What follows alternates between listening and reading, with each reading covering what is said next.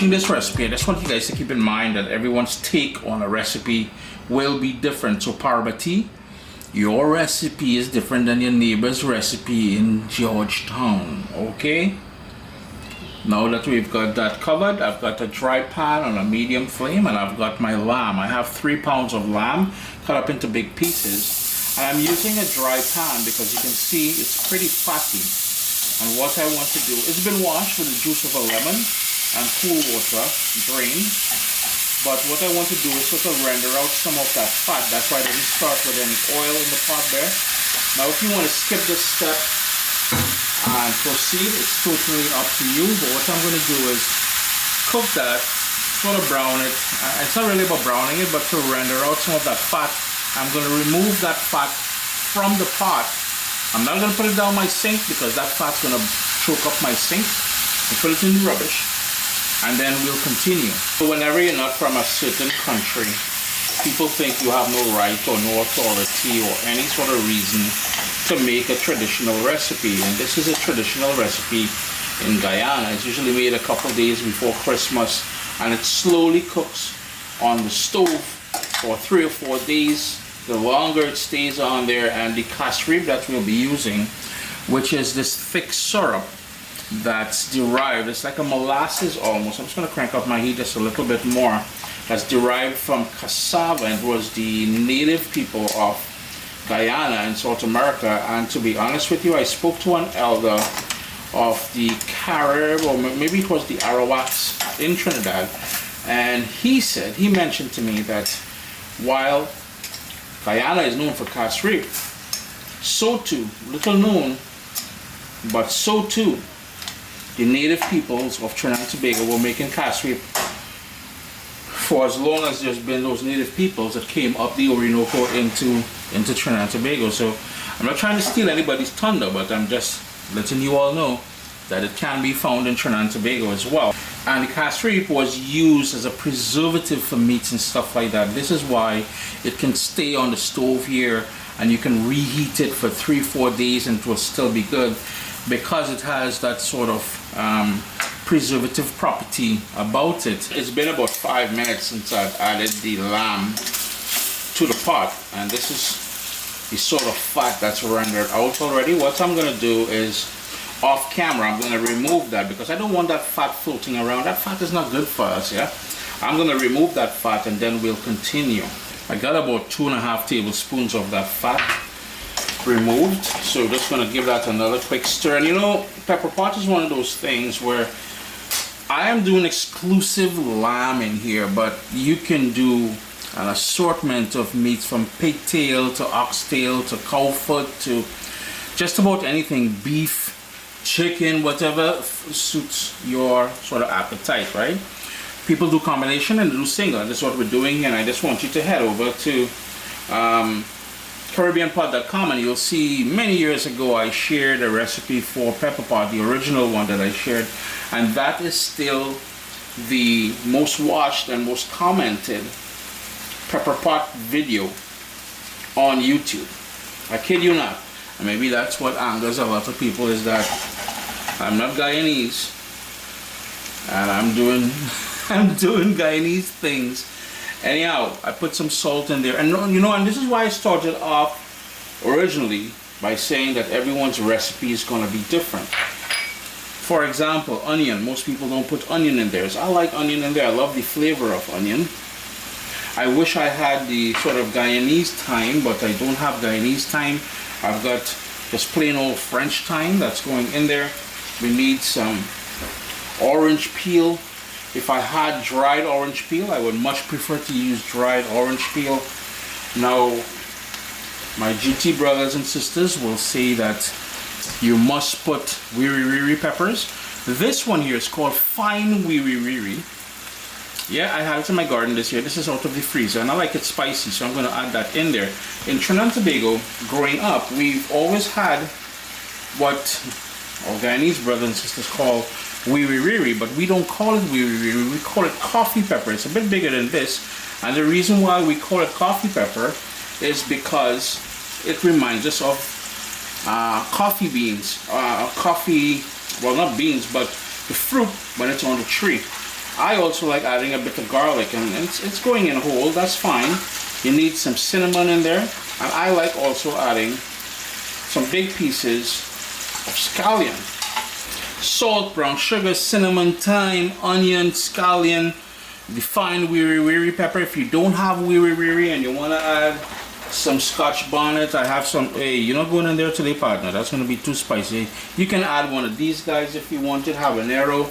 And if you don't like it spicy, well, I mean to say, organize accordingly. I ain't trying to force you into doing or adding an ingredient that you don't like, and personalize it to your own liking. That's basically what I'm saying.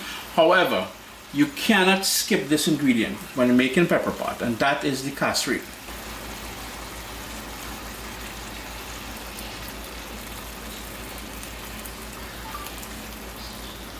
Yeah, so in goes that casserie.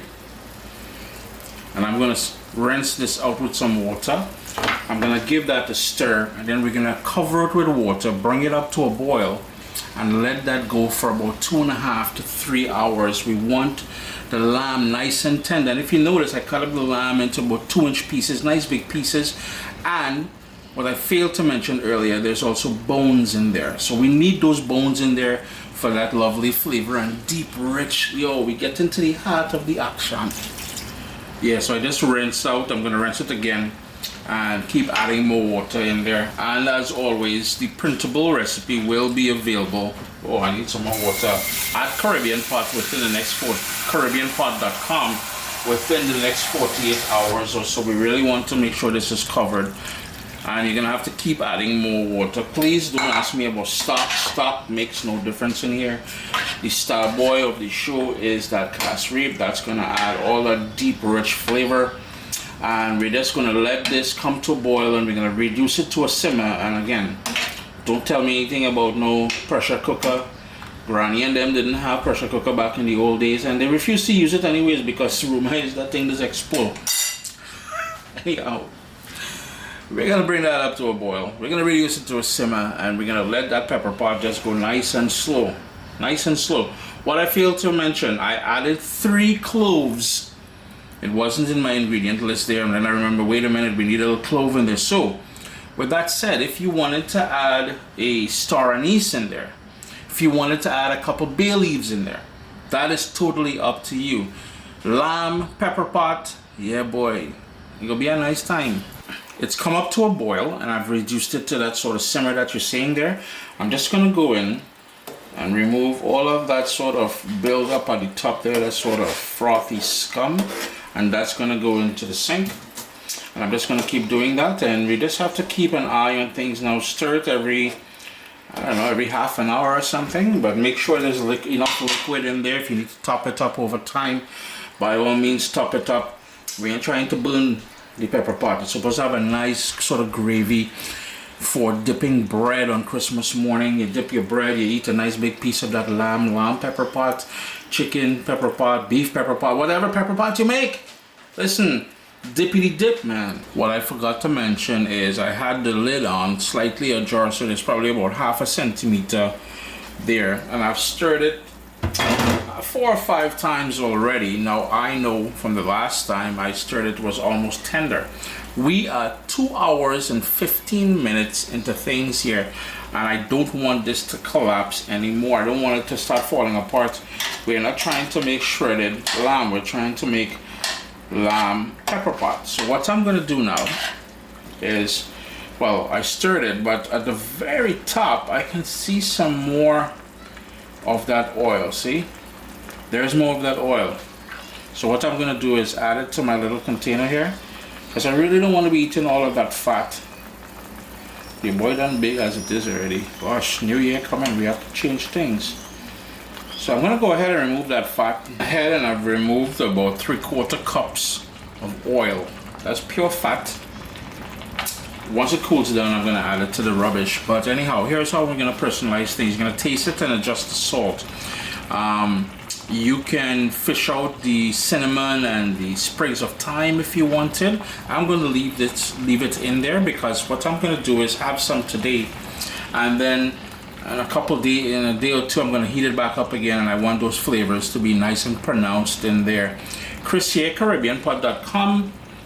lamb pepper pot with some differences than the traditional way. Full respect to the traditional way of doing this. This is Uncle Chris's version. Sup, soldiers? Listen, if you enjoy this recipe, I'd really appreciate it if you hit subscribe and click that bell notification thing. If you've made the recipe, take a picture and send it to me. Email address down here. I mean, trying to tell people the email address, them butts will take the address and do all kind of thing with it. And tag me on Instagram at Caribbean Pot. I really appreciate you guys, and thanks for being in my kitchen with me today. Irie. Now, if you wanted this darker, you can obviously add more of the cashew in there. And yeah, if you wanted more spicy, for instance, if I wanted the fine wiri that's floating around, bubbling around here, I can just pop them on the side of the stove, on the pot here, boom, and that's going to release even more heat. So, Pepperpot, Guyanese, Christmas, yo, you got to have it, alright? Now, whether you're Guyanese or not and you want to give this a try, I really do encourage you to do so. That lamb is fork tender, it's falling apart, so I'm trying to be a little bit gentle. But try to remove that fat. We ain't trying to... No, we got to live past 2024, man. We got to start thinking about that. Yeah? Think about the future. It's not just the trees and the iceberg and everything. Iceberg. The ice cap and everything else melting. It is our health as well. Irie? Irie.